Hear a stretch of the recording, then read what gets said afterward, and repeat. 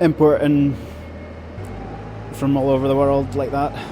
So something like NeoLac solves the problem for you in that it is locally and sustainably sourced, but of course up to this point it hasn't been organic. You're looking for a similar solution, but for the organic side of things. Would that be fair to say, or am I putting words in your mouth? No, yeah, it's fair to say. If NeoLac was available instead of organic soya, we would be using it. When we had sheep in the organic unit, we was probably using 2 or 3 tons a year of soya, which is not a lot compared to some pig and poultry producers, but we would certainly have used it being available. And you referenced China there particularly, as opposed to just far away. Is it sort of a geopolitical thing? Are you nervous that the supply will stop? Or is it to do with environmentalism and rainforests and orangutans and things like that? I'm not what you'd call a eco-warrior, but I would class myself as an intensive organic farmer. But no, I just don't like the idea of it being shipped all over the world for less money than what we can produce at home. I think we really need to knuckle down and get our products we make at home used at home and surplus sold, rather than shipping it away and shipping somebody else's back in instead of it. Ed, it's certainly an exciting project. There's huge amounts of potential, and we'll talk about how it's got potential not just for animal feed but for human consumption as well. How unique is this in the UK? Well, we think it's very much a first. I'm not aware of any other organic oilseed rape being grown in the UK. And at all? Anywhere? I do know of one in England through somebody else, so not 100%. Haven't spoken to him in person, but I believe there is a guy in England that's been growing on and off for the last 7 years. A small area and selling direct. But in terms of being a larger trial of this kind, this is a first. Yeah, well, we're hoping that this can very much grow from here to be in a full commercial scale. We're hoping to have about 40 tons of seed this year, and certainly from the plantings that are going on at the moment, we should be looking at several hundred acres for being planted this year, ready for harvest in a year's time. And we've been working with a wholesaler based in the south of England who supplies mostly organic restaurants and whole food shops, and he has never been able to get organic rapeseed oil from anywhere in the UK, and quite excited about the prospect. They did list an organic rapeseed oil that has been grown in Europe somewhere, but at the time they didn't have any supplies of it, so I think that the supply is kind of patchy.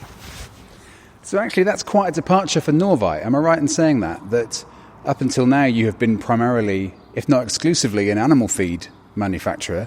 Is this the first time you'll have ventured into a product for human consumption? Well, when we built the plant, whilst we initially were really only looking at the animal feed market, we spec'd it and built it with stainless steel so that it could become human food certified, and we actually went through that certification process and got SALSA approval about 18 months ago. We've been supplying a little bit into the human food market, but in terms of conventional cold-pressed rapeseed oil, it's quite a crowded market now. There's 10 or 11 brands in Scotland and probably 60 or 70 brands in the whole of the UK. But certainly organic would be a first. So we've talked a bit about the challenges of growing organic rapeseed oil here in the UK, but actually the prize is quite great. If you can perfect this system of growing it and pressing it and keeping it organic, there are some quite high margins to be had by the sound of it. The conventional cold-pressed rapeseed oil, when it first became mainstream about 10 years ago, sadly has seen a big reduction in the price. You know, typically the £4.95 bottle is now, you know, £2 or £3 or even less in some places. And we think it's so unique that it's quite important, both from giving the very best return for the growers, that we protect that value as best we can.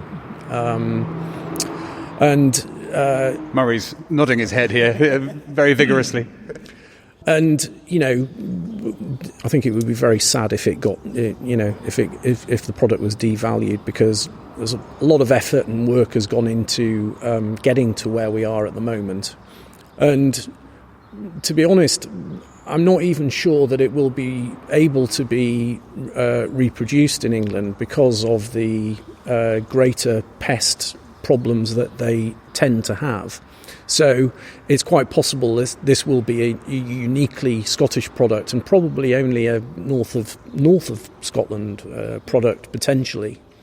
But there is many acres of arable land organically certified that could grow it, and we just think it's a fantastic opportunity for the organic farm community in this area, and particularly for SOPA members. Murray, Ed's already sort of touched on this, but we've talked a bit about the challenges of growing this organic oilseed rape. There's a prize to be had if you can get it right. Yeah, obviously we all want to find a niche product that we can grow that's going to give us a good, if not excellent, return. Well, I think there is a relatively small but growing sector of the population who want to buy food which hasn't been grown using artificial fertiliser and chemicals, without getting into the health benefits and any of that sort of stuff. That market exists, and it's growing. That's the market that we're aiming to supply.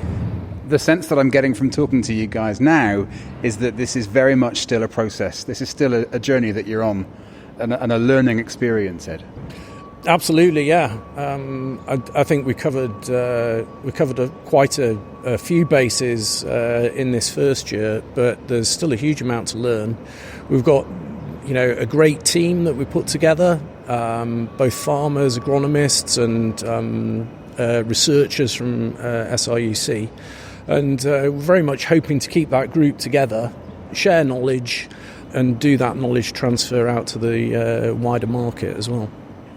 Now, there'll be one group of listeners to onFARM whose ears will have pricked up listening to this, and that is people who grow livestock organically, because they will have automatically assumed that Norvite, as an animal feed producer, will be producing an organic version of NeoLac, a sustainable, local, organic feed that they can then feed to their animals. If you're focused primarily on restaurants and, you know, the human food, for want of a better word, will they get a look in? Will people like, I don't know, Connage, Highland Dairy, who we featured in another episode of onFARM, whose cheese is organic because their animals are fed organic feed, will they be able to benefit from what you're doing here as well?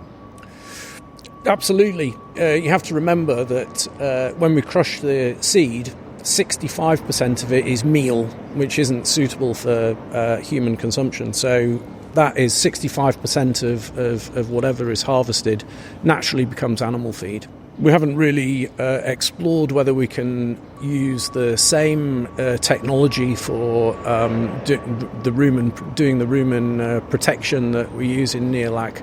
But even the meal on its own in an untreated form is a very valuable feed source. So that's a bit further down the line, but still very much on the cards. Yeah, very much so, yeah. So what does the future hold? You clearly need, Murray, a successful crop this year. That's the next step, presumably. Yeah, if we don't have a successful crop this year, next year we won't be trying it again. I think Dad will put the brakes on that one. But no, this is our 4th year with oilseed rape in the ground. And of course, Ed, for this to work for you, you need people like Murray to buy in. You need the farmers to commit to it, don't you? Yeah, no, that's right. I guess one of the good things is that if we know that we've got reliable crops coming through and we have an idea about what acreage is being planted, that gives us a forecast of what seed would be available for crushing for the year ahead. We can kind of plan how much oil and meal we would have available for to market, almost a year in advance, really. You used a word there which I think is key, and that is reliability. That's going to be what the restaurateurs or the whole food shops that you're selling to are going to want to hear from you. They're going to need to be convinced that Murray and all the other farmers involved can reliably and consistently produce this product. Yeah, that's really important. Part of the feedback from the wholesale customer was that he did have problems in continuity of supply. So we'll hopefully be in a much better position to be able to give him a forecast of what would be available for the year ahead.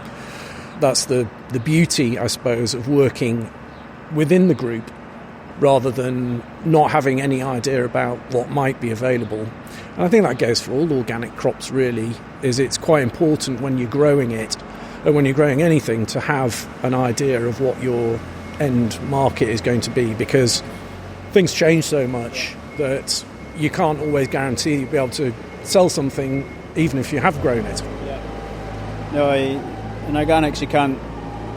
In organic cereals, anyway, you need to have a market before you plant it, really. There's no point in just growing it. Well, Ed, Murray, thank you very much indeed for your time today, and good luck, both of you. Good luck with the trials and getting the results that you're after. Thanks very much. Yep, thank you. That was on-farm producer Dave Howard at Norvite Feeds in Aberdeenshire, speaking with Norvite's Ed Smith and organic oilseed rape grower Murray Cooper. Many thanks to all of them, and good luck to everyone involved in the trial. We are now coming to the end of this first episode of our new series, but thank you very much for joining us again. As ever, please share this episode with anyone you think might be interested. In fact, we're going to try something new on Twitter. You already know that we tweet as at @on_farm UK. If you recommend us to someone on Twitter and tag us in the tweet, then you'll have a good chance of having a shout out on an upcoming episode to say thank you. So just tag us in a tweet recommending us to a new listener, and we'll try and give you a shout out on air. It's the least we can do to say thank you. Next time, we're staying organic. I will be having a chat with a farmer making the switch from conventional to organic production and what that involves. It's absolutely fascinating. See you then, and stay safe in the meantime.